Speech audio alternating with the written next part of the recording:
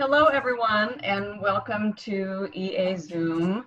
My name is Tara Aal, and I am happy to be back. And today is an extra special Zoom meeting day for me because my friend and colleague, Ashwin Balaji, is here. And before we get going, we're going to talk about the Moon and Mercury and bridging the heart and the mind. But before we get going, I would like Ashwin to introduce himself. And actually, I would love for him to share how we kind of came to this point of sharing this material. So Ashwin, why don't you give yourself an introduction here? Thank you for being here. It's your first time presenting here, so we're very happy to have you join us. Yeah, thank you so much, and thank you so much, and thank you so much, Tara. Thank you so much, Olive. Thank you so much, Linda, and thank you so much whoever is associated with this Zoom meeting stuff, who are really making a difference to the astrological community by doing this amazing stuff. And yeah, so I've been doing astrology since 2011, and I'm a predominantly Vedic astrologer, but I'm kind of open to all the forms of astrology, and I'm not kind of constraining myself to just one form. So, which is why I am in collaboration with you. So, yeah, thank you so much. I'm really loving each and every moment of this. And Ashwin, you are in India, so we let everyone know where you are, so people know you were all the way around the world. I'm from Chennai, India, and my time zone is plus 5:30 hours. It's like 6:15 a.m. here. And one thing that Ashwin's been doing is he feels like there's as far as bringing Western astrology more to the East, he feels like evolutionary astrology is one that is a good fit, especially because we believe in the soul or the essence, going from lifetime to lifetime. So he and I have really been enjoying, well, I would say, I speak for myself, I've been learning with him different ways of looking at astrology, which is really challenging me in the way that I use it. But so I want to launch in today because we don't have a lot of time. And I don't even know how the conversation came up, because we were talking about something else unrelated, and I've been talking about the moon a lot. And so we started talking about what is the mind? And so Ashwin had reminded me that in Vedic astrology that the moon is mind. And in Western astrology, we tend to right away go to Mercury as being, our left brain function.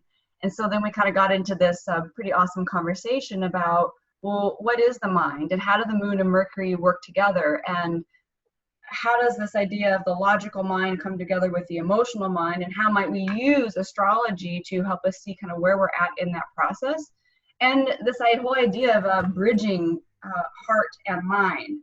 So in my research, because he and I are working on this long article together on this topic, but in my research, I was like getting into, well, what is the mind? And there is a PhD, Greg Henriquez, and he defines the mind as the flow of information through the nervous system. And he uses this analogy of a book. So he says, for example, like the mass of the book, the weight of the book, its dimensions, that would be like the brain. But the information that's actually flowing through the book would be equated to the mind. And so when we think about the mind in a human body, there's so much that we can't define, because then we get into this realm of consciousness, right? And people have different ideas of what consciousness is, but one thing that I think most people agree on is that we can't engineer an experience of consciousness.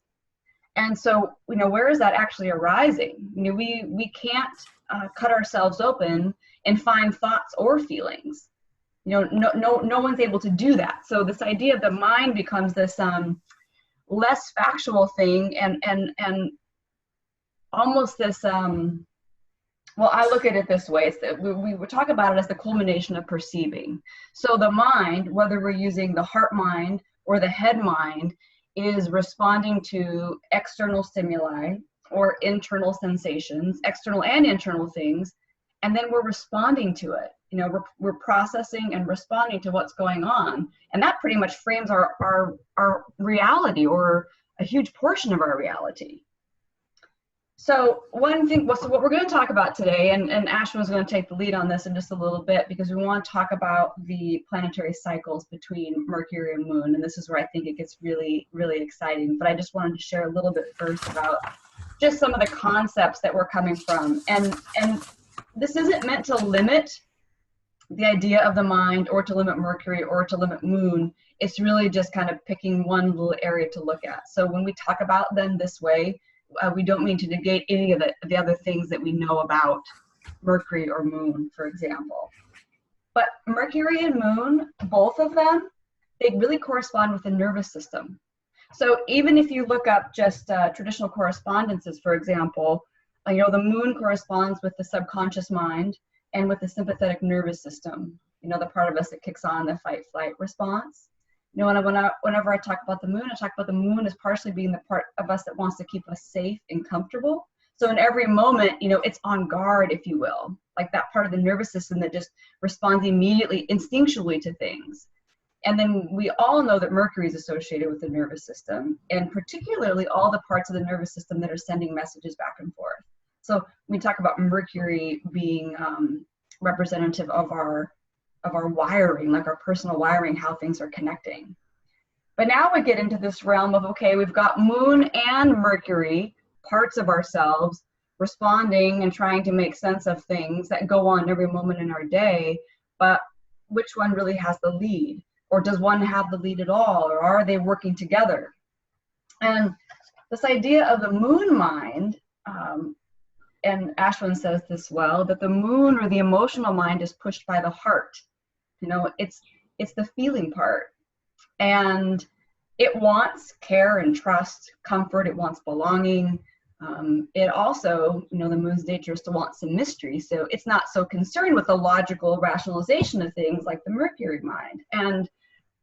But this idea about the Moon mind, or emotional intelligence, all of you know that are working with clients in astrology or therapy, that when you can speak to someone's Moon, you have an in.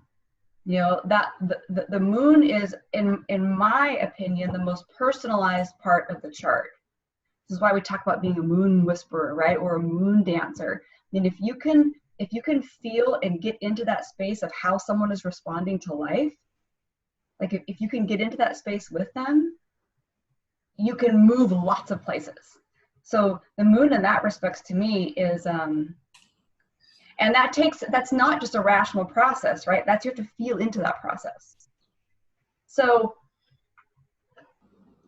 the Mercury mind, of course, is in part the part of us that is processing, right? It's trying to make sense of the information. It's categorizing, it's labeling, it's making sense of things.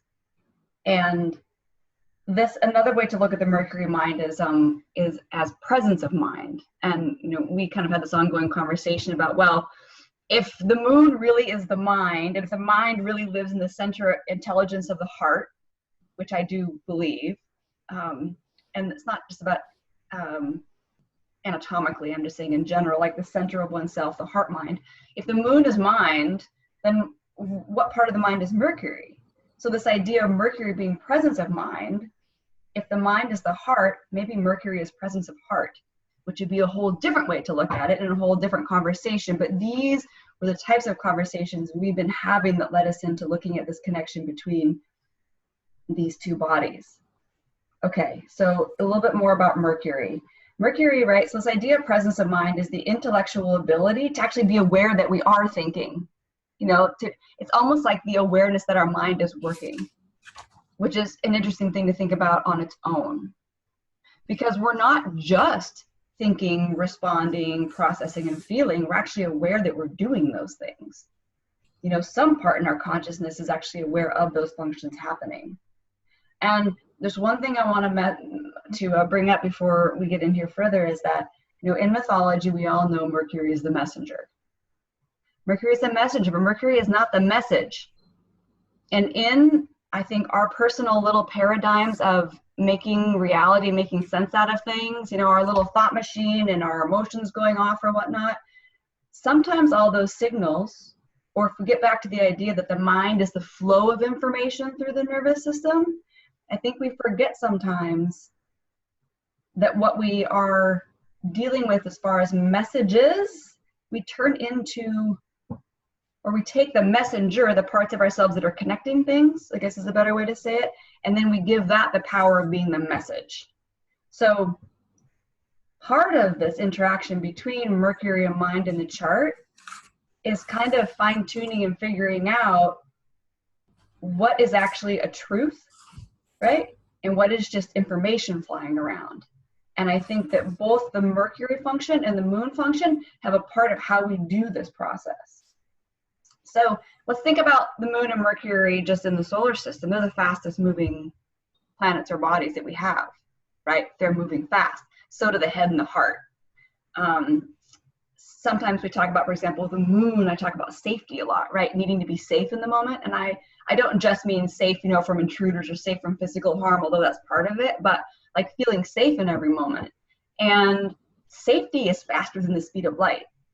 You can feel it in your body. The second something happens, someone says something, some little thing changes in the environment, that response to find safety is fast.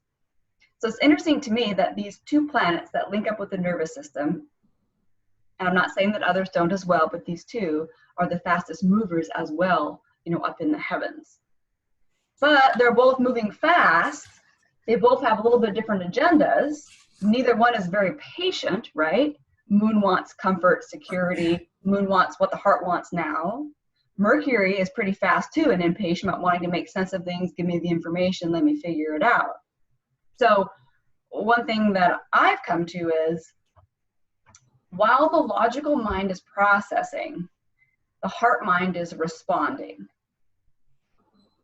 And those are different ways of dealing with reality, you know, and everybody's going to be wired a little bit differently. But just think about your own nervous system, for example. Like physically think about your nervous system. Think about how much we jerk our nervous system around, right? Whether it's coffee in the morning, it's whatever in the afternoon, we're doing whatever we can pretty much to manipulate that nervous system, which just means we're trying to manipulate how we experience life. That's it. The nervous system is just processing and responding with all the feelings, sensations, and emotions to life, right? So when we can better understand our Moon and Mercury, we can get a better feel kind of for the full flavor of our nervous system. And I don't just mean physically, but for example, you know, if you get super stressed out, easy and prone to anxiety, you know, that tells you something about your nervous system. If you don't digest your food really well, for example, and, you know, because if the fight, flight, adrenaline part of the nervous system kicks on, when it kicks on, other things like thinking things through, digesting food, those functions turn off. So some of us that have amped up nervous systems, for example, we don't have as much access to some of the other faculties when those pieces are ramped on. And it can be the other way as well. And these are just things to get you thinking about, you know, Moon and Mercury as nervous system, and as nervous system being our tool to interpret and respond to truly the reality of human existence. So before Ashwin jumps in, I have one thing to add before we get in there, and that is that we love phases in evolutionary astrology, right? We're all about the phases. And in the natal chart, the personal Moon-Mercury birth phase is a huge key to understanding the mind. And this is thinking beyond just the left brain mind. I mean the full comprehensive mind that's working together in our bodies and in our overall beings. And it also helps us understand how our nervous system is coming together in the current evolutionary cycle. So we'll talk about the phases coming up here shortly. In more than one context we will, but you can always relate those phases back to your natal Moon-Mercury phase. So if you're on the call now or you're joining in later, take a look and see how many degrees apart Moon is from your Mercury, so you can kind of personalize this for you right now to see kind of what the relationship is between those two. Ashwin, do you want to jump in with cycles? Let's start with cycles, and then we can kind of go from there.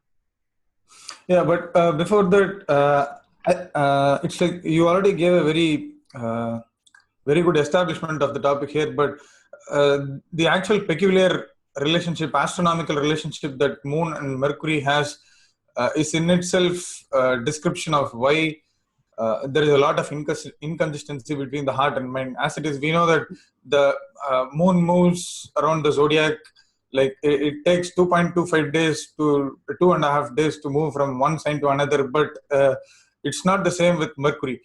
And that is yet another establishment of the fact that with Mercury, Mercury takes 14 to 30 days or even 35 days at times, depending upon the speed, because Mercury also goes retrograde every 3 to 4 months once. So, in some sense, we kind of get a feeling that the logical mind is even more jumping here and there than the emotional mind, Moon, because Mercury it has a long range from 15 to 30 to 35 days, but Moon constantly moves from one sign to another sign within 2.25 to 2.5 days, where we have a little more consistency in terms of.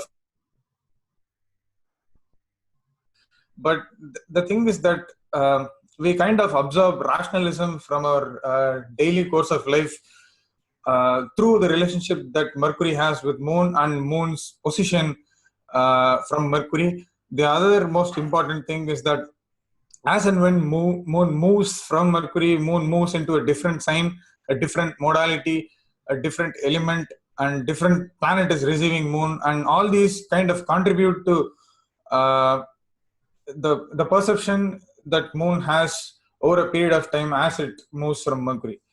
So I think speaking from psychological point of view, perception and personality are the most two important things that keep changing as we evolve as human beings. And that is largely connected to the Moon and Mercury cycle, which is probably something that I found out. And so the inconsistency kind of plays because of the astronomical relationship and the kind of jumping factor that Moon and Mercury kind of share with each other. So how does this impact in transit and progressions?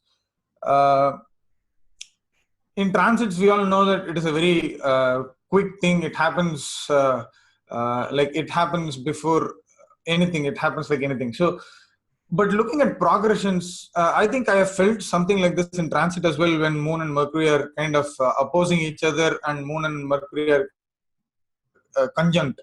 So when we kind of feel a little bit of thing during transit, I think we can have a lot more realization in terms of what Moon and Mercury can offer when we are looking at a specific planetary cycle. And secondary progressions are probably one of the most important things in terms of coming to a conclusion or understanding better about what the emotional and logical mind needs and what it wants to do. So did you want to add something, Tara? Oh, I was just going to say, when you were saying that perception and personality are kind of the two main things that affect our life, and I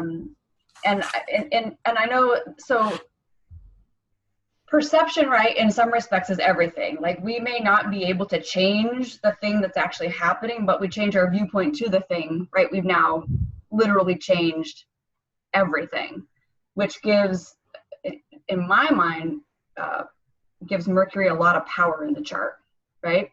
And I know that you were just talking about how the cycle is different between the two, and I want to make sure that everybody gets this, because it's really important to understand. And that, so when Mercury and the Moon come together and they're in the same sign, for example, in a new conjunction, because they're both moving so fast, by the time they come back together again, they're not in the same sign together anymore, right? So when we look at other planetary relationships, like for the example that Ashwin, you gave, and we were talking about this in Jupiter, when Jupiter and Moon come together in a conjunction, by the time Moon comes around again, Jupiter is still in that same sign it was in before. So there's some consistency in the cycles as they come back.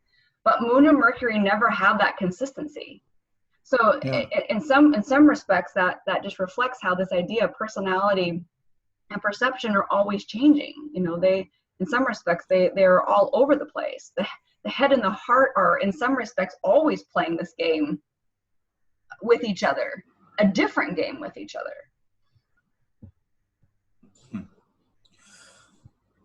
Okay, so thanks for saying that. Actually, so the other major thing that I wanted to just point out here is that we can kind of categorize this cycle into two, that is before opposition and after opposition of Moon and Mercury.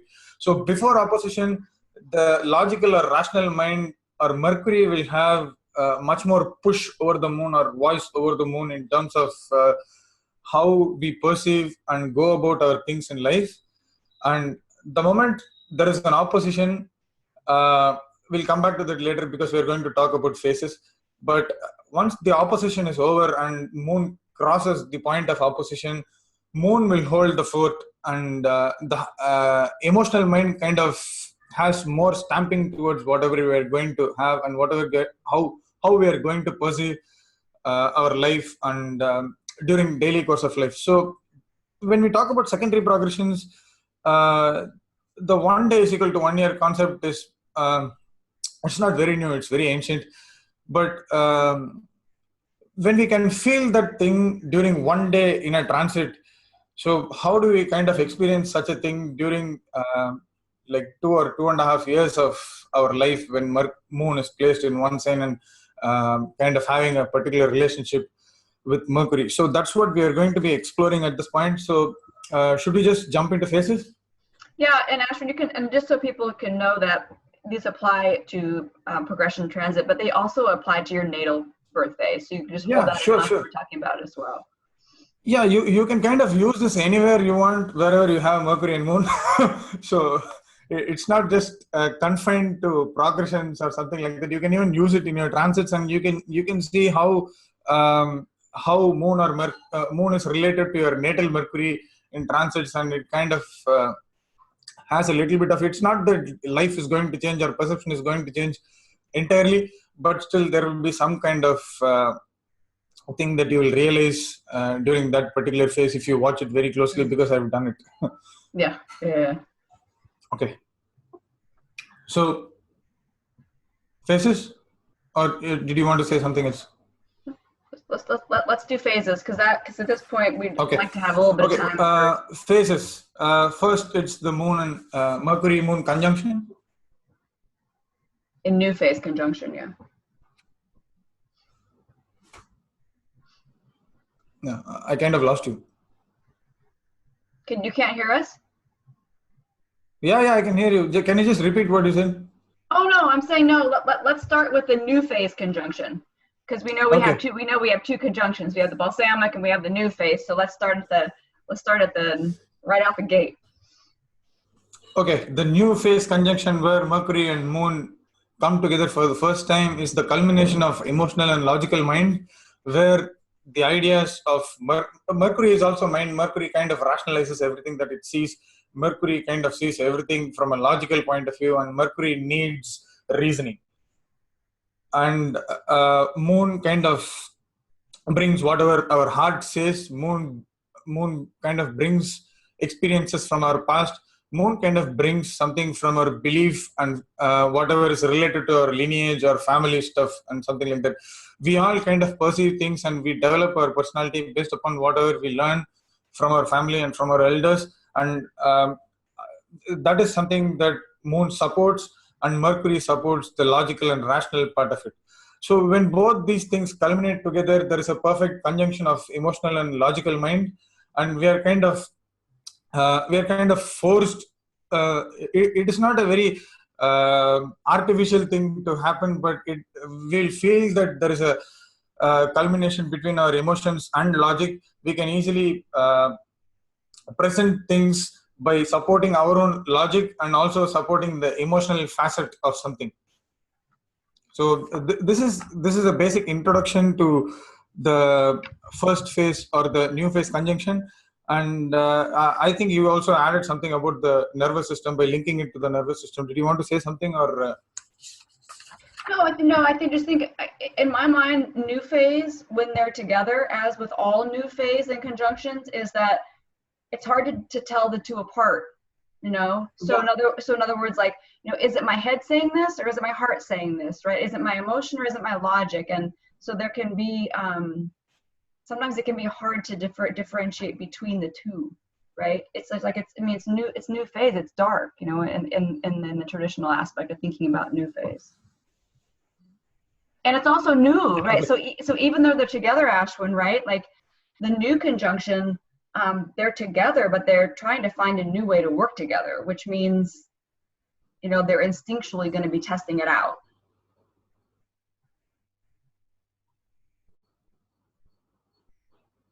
Yeah.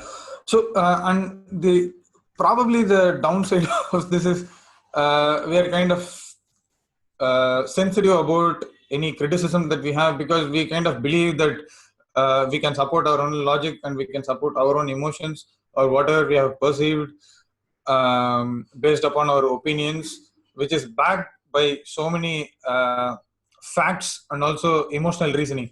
So there is a lot of solidity and belief in whatever we do during this particular phase, and we kind of believe that whatever we are doing is the right thing, which is probably the downside. We kind of remain blind to the other side of the things, and we kind of explore things by ourselves because we have both emotional and logical intelligence at this point due to the Mercury and Moon conjunction. But it doesn't mean that we are always right or something like that. But the realization point comes later in the phase, and that is actually the evolution of human mind. So the next crescent phase. Yeah, we have probably about 15 minutes, so we should just go through them, a couple of minutes for each. So do you want to introduce about crescent phase? No, you're doing great. Keep going. You're great. Okay, the crescent phase is the first place where Moon kind of moves a little bit away from Mercury, which is like 45 to 90 degrees. Even here, Moon and Mercury are kind of working together. It's not that Moon is too far away from Mercury, but still Moon is still away from Mercury, and Moon is kind of away from at like 45 to 90 degrees from Mercury.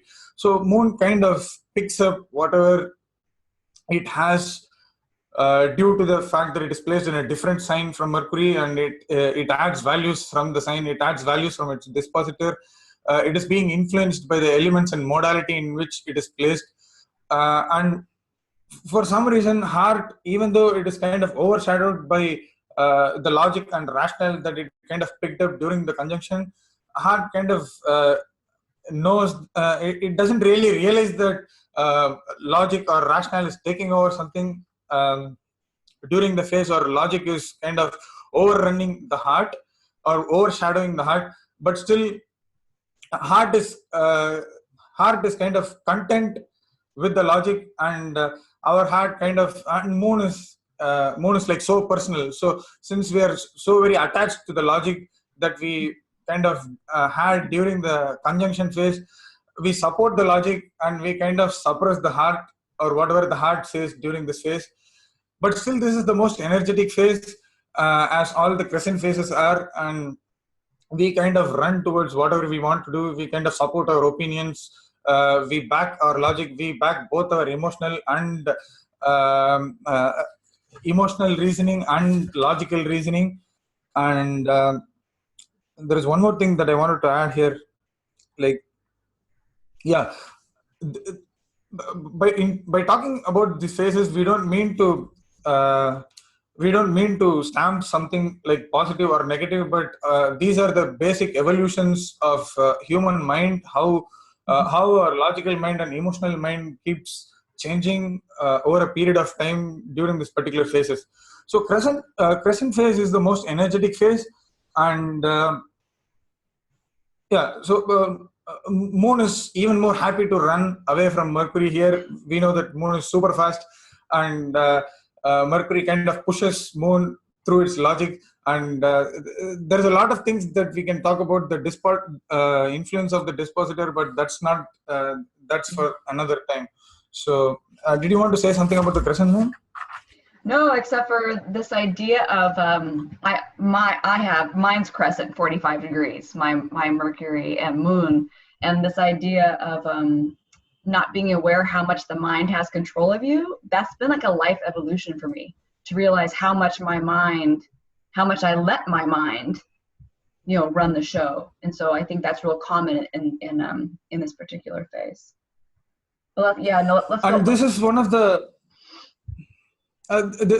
the most important phases where we can overshadow the emotions at any point of time, and we can put rational ahead of us. And this is very common with cops who don't really have so much of emotions, and even though they have emotions, they kind of overshadow with logic, and they overdo the logical or rational support. And we can find these placements in the cops, and it is up to you to go ahead and test, because I've kind of checked it with one or two people who are over supporting towards logic and kind of suppress so the heart. So Ash was talking about law enforcement type people having this type of placement. Exactly. And I've not been in law enforcement, but I spent years as a compliance director. So I think it's So in some way it kind of relates. The thing is, you can put forth your logical mind and kind of suppress emotional mind whenever it is necessary. So this is a positive thing, and it is an encouraging thought. You cannot be over emotional. Sometimes you can be emotionally foolish. So there are times you have to put forth your logical mind before your emotional mind, because sometimes that works in most of the extreme tricky scenarios. So emotional mind doesn't work or function well during the tricky scenarios, and this is probably the best thing that you can have when you're working with completely logical or rational stuff, and where you don't have a lot of room for emotions. Okay. All right. Let's do first quarter. First quarter. Okay. First quarter phase is this phase involves Moon-Mercury square, essentially, as we are talking about Moon's position from Mercury at about 90 to 135 degrees. This is also an energetic, this is an action-oriented phase where we kind of framed our ideas during the first two phases, and we started running in the crescent phase. And in the first quarter phase, we are probably doing our action related to whatever we culminated during the first two phases. And this is also one more place where the individuals cling on to their logic or whatever Mercury preaches, and we are still not entirely away from the shadow that we have over ourselves, that is logic and rational reasoning, and we kind of again suppress our emotions and like emotional intelligence. And we don't really still realize that we are kind of suppressing whatever our heart says, and we are not working towards our heart. For example, I think I wrote about the painter stuff here.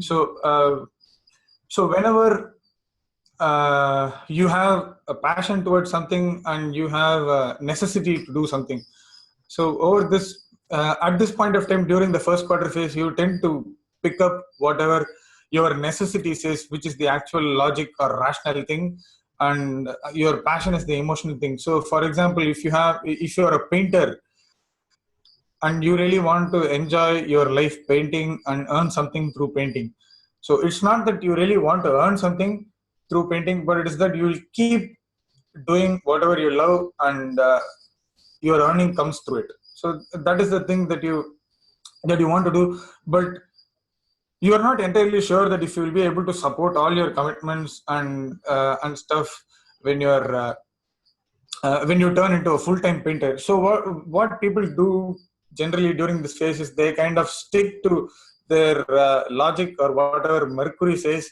because so many things come up in our mind, like I won't be able to support my financial commitments, I won't be able to support my other family commitments and stuff.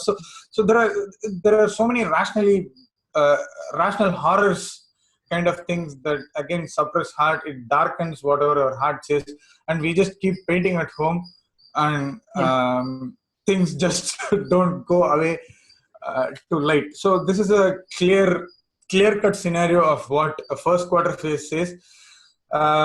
Even though we have emotional mind thinking behind the logical mind, we have two ideas still. It's not the culmination of ideas. We are working with culminated ideas, but we have multiple ideas here. That is, one is emotional idea and another is logical idea. Yeah.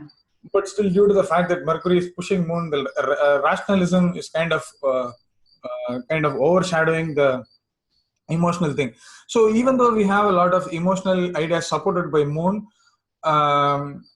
Mercury kind of eclipses whatever heart says, or logic kind of eclipses whatever emotion has to say. Okay, let's go on to Gibbous. If you wanted to add something. Nope, that's good. Because what I really want is, we only have, maybe 20 minutes or so, and I want to get through them all. So if I start talking, we'll never make it. So you keep going. You're doing a great job. Okay, sure. You Gibbous. Okay, so Gibbous phase is 130 degrees to 180 degrees, and we have the first trine in our cycle here, where we have the greatest realization that we are suppressing our heart and we are suppressing our emotions, but still we are going about our job in a very good manner, because as it is, this is the 135 to 180 degrees phase is the most action filled phase, where we are kind of content with whatever we are doing. And that is what the phase says about when we are talking about two planets. But when we are talking about Moon and Mercury, there is minds involved, and minds in the sense it is logical mind and emotional mind. So here we have a realization that heart is being suppressed by Moon in a great manner. We have a realization of it, but still we are unable to work towards it. And we realize that we are almost nearing the maturity of whatever we started during the culmination phase, and we are nearing our success. And this is the logic, the logic of success. The success quotient is the rational here, and Mercury kind of uses it as an advantage to push us or push our heart to kind of again suppress the emotional mind to move forward. So that's what the Gibbous phase is. But our heart is not entirely happy here, because it kind of realizes that there has been no real consideration to whatever heart has acquired over a period of time, but they have just remained as perceptions that heart acquired over a period of time in various phases that it has crossed. But still Mercury kind of overtakes the things.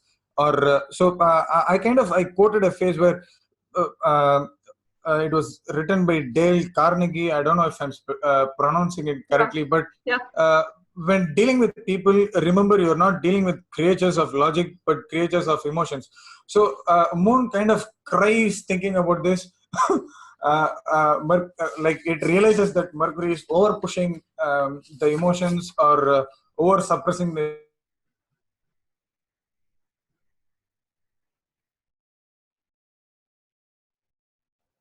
Okay, I think Ashwin has this crisis feeling in Gibbous phase, right? And I think part of the crisis with the Moon-Mercury relationship is the realization that my mind has been running the show.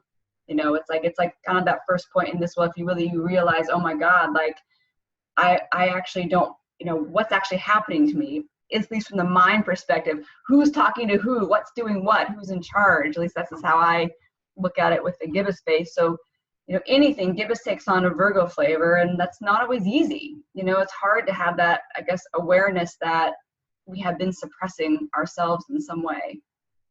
Ashwin, are you back? Can you hear me?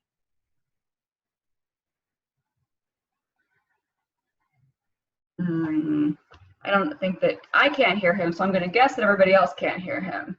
No, I can't. He's unmuted, okay. So I'm not sure what's going on. So let's keep going, because poor boys, we've had a short start and it's been crazy and it's new material for us, but I would just like to get out a little bit of it, so that even if it doesn't come across like the clearest, I think it's something fun to play with, and maybe we'll do some future meetings. But anyway, let's try to get it out here. And Ashwin, if you can hear me, and if you can get back connected, just jump in whenever. But at this point, now we hit the full phase. And so the idea with full phase now all of a sudden is Moon, if we go back to what Ashwin was saying, is that the Moon's trying to run away from Mercury. And by the way, just one little side note here, I always think about, like, in this respect, we normally don't think about Mercury as the slowest moving planet, but when we put it together with Moon, it is. So in that respect, it's kind of like the Mercury show, and then how the Moon is responding or trying to move away or interact with that show. In other words, how the heart mind is trying to interact with the logical mind. So at this point, the Moon has gotten all the way across the way. You know, as far as the heart mind can go, it is away from the logical mind. And, you know, this, as in full phase, as always, you know, if we were a tree, we'd be bearing fruit. So we're able to see what the culmination is. But because Moon and Mercury are across from each other, they're not on the same page. They have the most awareness because they're apart from each other, but they're not synced up. And so this is one phase where there can be a lot of imbalances, you know, this juggling back and forth from one extreme to the other, as we know that full phase tends to do. And truly, you know, this is, it can be difficult to reach a conclusion here because, again, the choice between over the head and the heart becomes, you know, a tug of war, like an opposition normally would. But the potential for awareness here is really, really great. And so the whole idea here is bringing extremes into balance. But I look at it in some ways as a victory for the Moon. You know, the Moon has actually, you know, made it all the way to where the Moon consciousness is now going to start to take control. Meaning Mercury in the first half of the cycle was pushing Moon, or the head was pushing the heart. Not that they weren't both interacting and weren't both part of the process, but Mercury, or the logical mind, was pushing the heart or the Moon emotional mind. Once we hit full phase, the Moon starts pushing. The Moon starts pushing back, and it starts with the tug of war.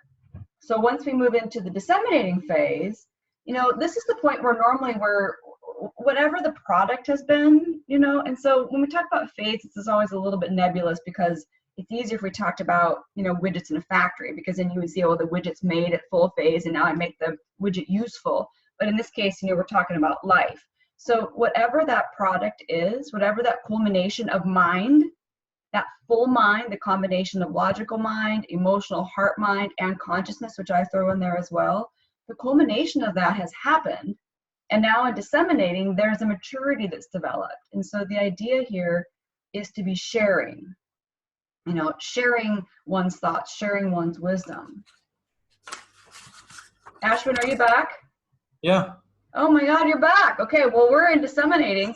And I was just about to say that one thing that we were, as far as disseminating phase, this is the place too where as much as our opinion is valuable to others, this phase also brings in the awareness of getting other people's opinions to, you know, to further the development. So there is this, in some respects, what I was saying before you got back on there, a maturity of mind comes into this phase. You find people with in some respects, and I don't mean, you know, because I myself am in the early part of the phase, so I don't feel like I have an immature mind, but we're talking about the relationship between, you know, the heart and the head here. And in disseminating by nature, there's going to be more integration at this point.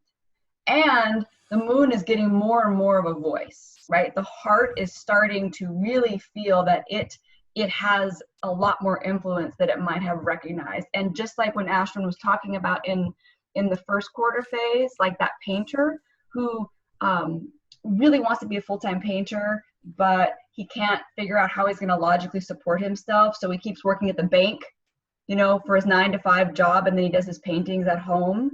By the time we start to reach this phase, he's starting to get the idea that maybe, he may not be there yet, but he's getting ready to say, maybe my heart can actually make things happen. And maybe I can let that logical part of my mind be in service of my heart more than dictating what it is that I can do.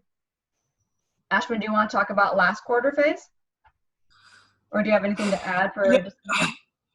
No, I think you did good. So I think we'll move on to the last quarter phase, where I think you mentioned it as a phase of reorientation, but this is another. Yeah, I think reorientation is a great word where we kind of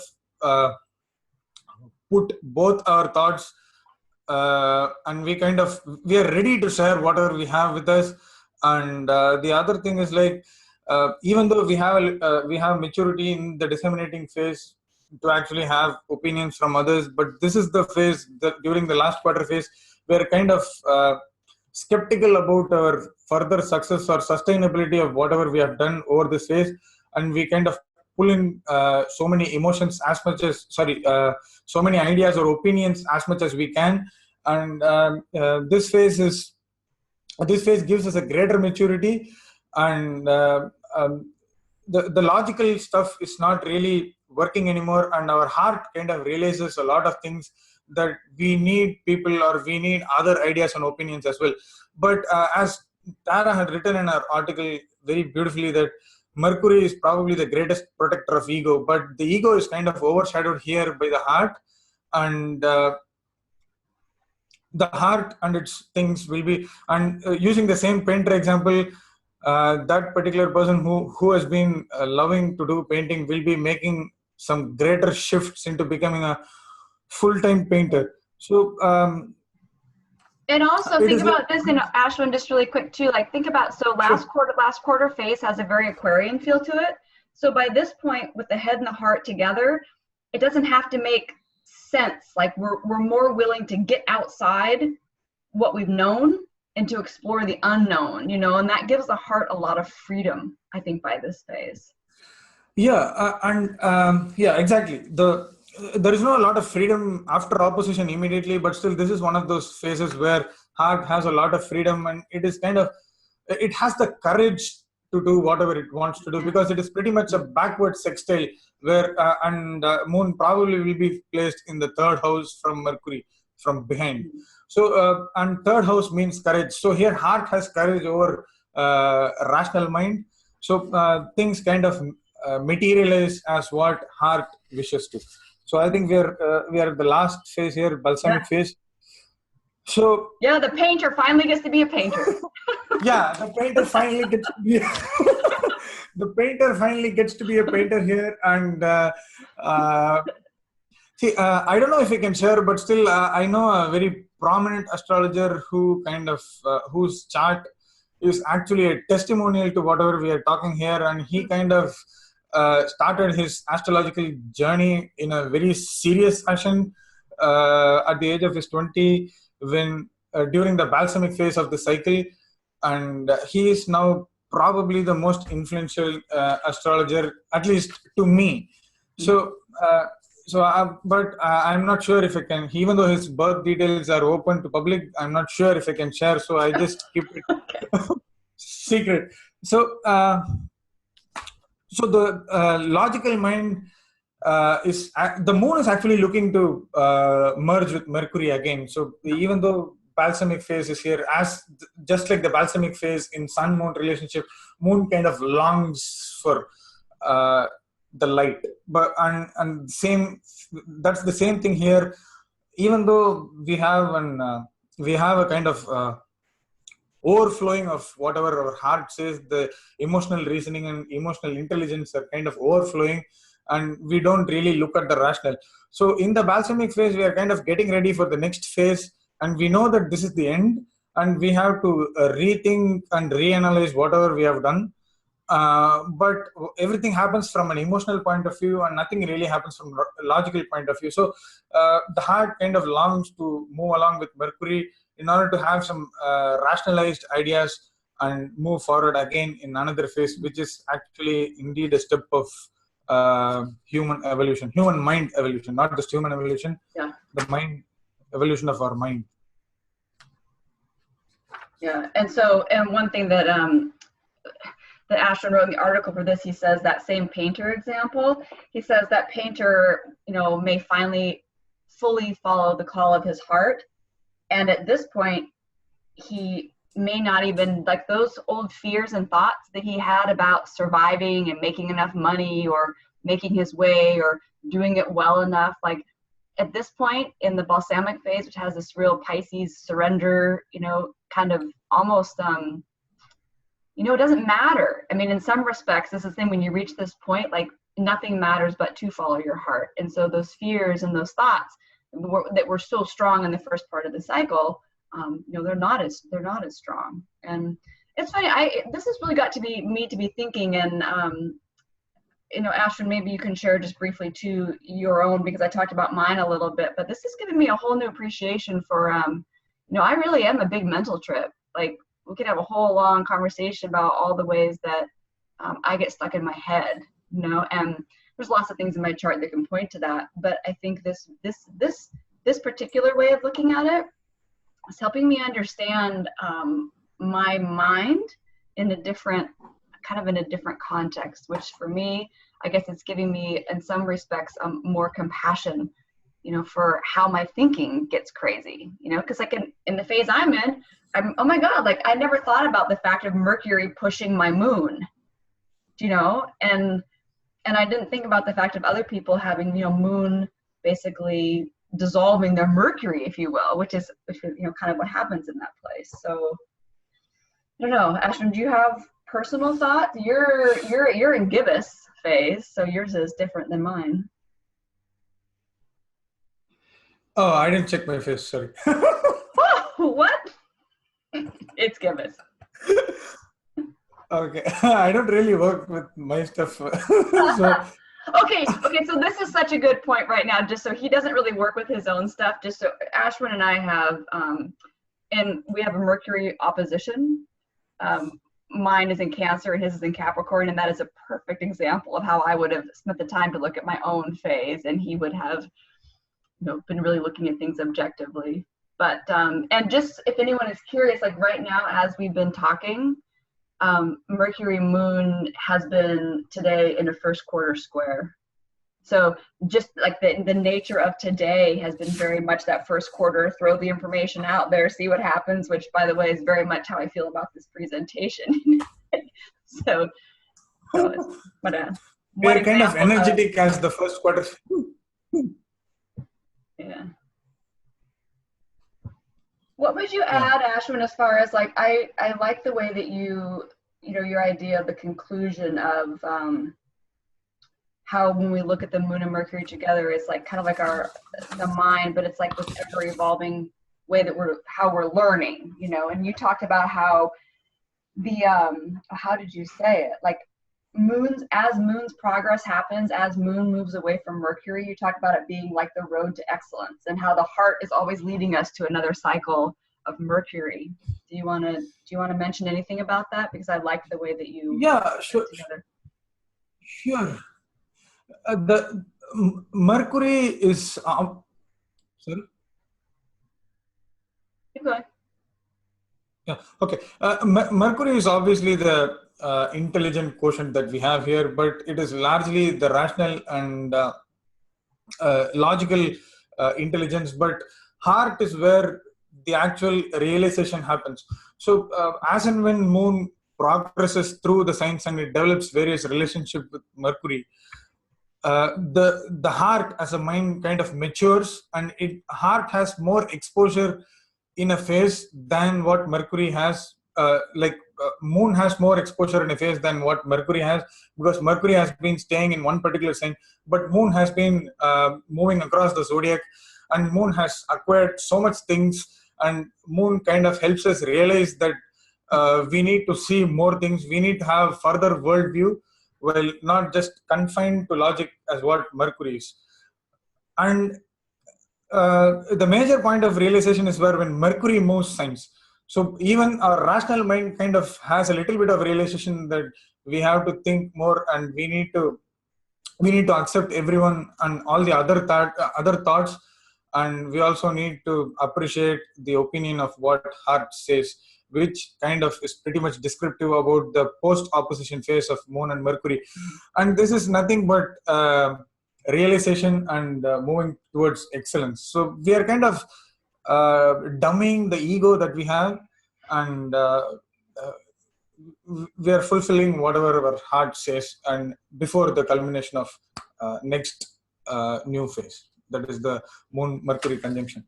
And this is what I term as excellence, when your heart kind of overshadows Mercury, but still your heart at the end of the day needs some rationale, again goes up and catches up with Mercury in the other sign, not the same sign, but the other sign, which is where the realization and knowledge kind of takes a step higher. Nice.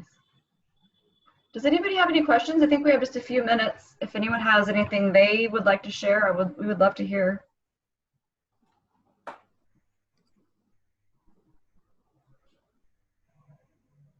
No? Yes, I have to say how excited I am about this whole presentation.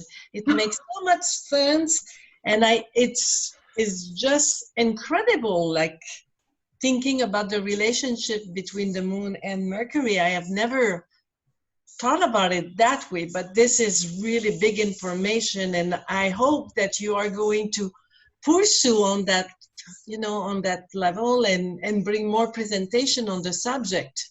Congratulations, this was very interesting. No, thank you. And please, thank you everyone who's receiving this, our first round, because this really is, in some respects, we're still brainstorming. So we just really appreciate having a space to share it. We know that it's not fully wrapped up and tied with a bow yet, but we're excited, and I'm excited too. I feel, even just personally, like I feel a personal shift with myself, even just looking at this. Anybody else? Yeah, can you just talk about the difference using this in progressions versus transits in a person's chart? Ashwin, you go ahead. You're the... Okay. Can you hear me? Yeah. So the progressions kind of give an overall picture, and the actual realization over a period of 2 or 2.5 years. But in transits, you just have a little bit of feeling in our daily life. So you may have scenarios in 1 day or 2 days or something like that. So it is just a flash, but secondly, in progressions, it is kind of an overall experience, and it is a kind of a phase in itself. So it is again a path to excellence, as we spoke about it. But in transit, it is just a small flash or realization, and it doesn't have real impacting like sense to it. So I think progressions will have more say about whatever your psychological mind or your emotional mind is up to at that particular stage. But transit is just a feeling that you have at that point of time, both emotional and logical feeling, and it doesn't have any say over your greater path towards your human evolution of mind. Yeah, and the other piece I would add is, when you look at your the natal phase of Moon to Mercury, and then you can look at where it's at in the progress chart. That gives you an idea kind of where you're at in that evolution of that, I guess, of that combination of mind, if that makes sense to you. Like I haven't looked at my progress, but now, I'm excited to do that, to say, well, if I have crescent in my natal phase, but what's happening in my progress chart, right? Because things are always moving and evolving. Thank you. Yeah, thank you. Thank you. Anybody else?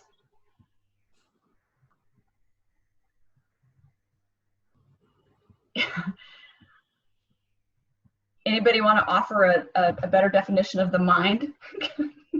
I feel like I know less about it than I ever thought I did now. We are brainstorming. Yeah. Yeah. I think maybe it's the instinctual mind until we get into that individuating phase where we are starting to get our messages from above, and incorporating it with the instinctual mind. Yeah, because I feel like there's this part of us, but then there's another part of us witnessing or orchestrating all of these pieces, right? And that would be a whole other conversation. But it seems like when you get to that individuating place, you have more access to that perspective. You have to start working with your tools instead of your tools working you. That's the way I think I would put that. Yeah, Yeah. Thank you, Wanda. Well, with that, I think we're going to go ahead and wind down. This was such a fascinating meeting. I can't wait to go back and re-listen to it to soak it all in some more. So would you all please thank Tara and Ashwin? I hope I am pronouncing your name correctly. Thank you, everybody. You guys are awesome. Thank you. Thank you. Thank you. That was an incredible presentation. Thank you, guys. Thanks. See you all in the next meeting. Goodbye. Bye.